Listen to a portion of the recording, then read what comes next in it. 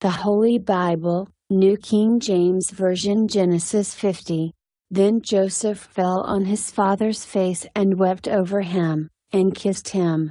And Joseph commanded his servants the physicians to embalm his father. So the physicians embalmed Israel. 40 days were required for him, for such are the days required for those who are embalmed, and the Egyptians mourned for him 70 days. Now when the days of his mourning were past, Joseph spoke to the household of Pharaoh, saying, "If now I have found favor in your eyes, please speak in the hearing of Pharaoh, saying, My father made me swear, saying, Behold, I am dying, in my grave which I dug for myself in the land of Canaan, there you shall bury me. Now therefore, please let me go up and bury my father, and I will come back." And Pharaoh said, "Go up and bury your father, as he made you swear." So Joseph went up to bury his father, and with him went up all the servants of Pharaoh, the elders of his house, and all the elders of the land of Egypt, as well as all the house of Joseph, his brothers, and his father's house. Only their little ones, their flocks, and their herds they left in the land of Goshen. And there went up with him both chariots and horsemen, and it was a very great gathering. Then they came to the threshing floor of Atad, which is beyond the Jordan, and they mourned there with a great and very solemn lamentation. He observed 7 days of mourning for his father. And when the inhabitants of the land, the Canaanites, saw the mourning at the threshing floor of Atad, they said, "This is a deep mourning of the Egyptians."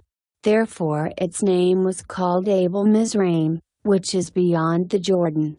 So his sons did for him just as he had commanded them. For his sons carried him to the land of Canaan, and buried him in the cave of the field of Machpelah, before Mamre, which Abraham bought with the field from Ephron the Hittite as property for a burial place.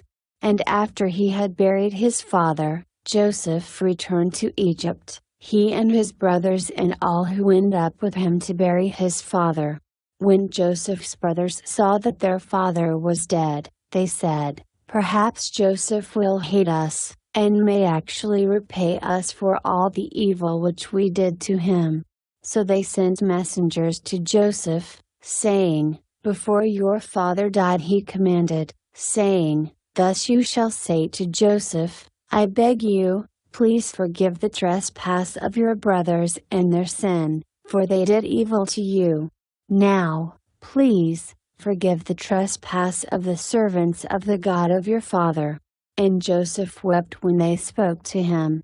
Then his brothers also went and fell down before his face, and they said, "Behold, we are your servants." Joseph said to them, "Do not be afraid, for am I in the place of God? But as for you, you meant evil against me, but God meant it for good, in order to bring it about as it is this day, to save many people alive. Now therefore, do not be afraid, I will provide for you and your little ones." And he comforted them and spoke kindly to them. So Joseph dwelt in Egypt, he and his father's household. And Joseph lived 110 years. Joseph saw Ephraim's children to the 3rd generation. The children of Machir, the son of Manasseh, were also brought up on Joseph's knees. And Joseph said to his brethren, "I am dying, but God will surely visit you, and bring you out of this land to the land of which he swore to Abraham, to Isaac, and to Jacob." Then Joseph took an oath from the children of Israel, saying, "God will surely visit you, and you shall carry up my bones from here." So Joseph died, being 110 years old, and they embalmed him, and he was put in a coffin in Egypt.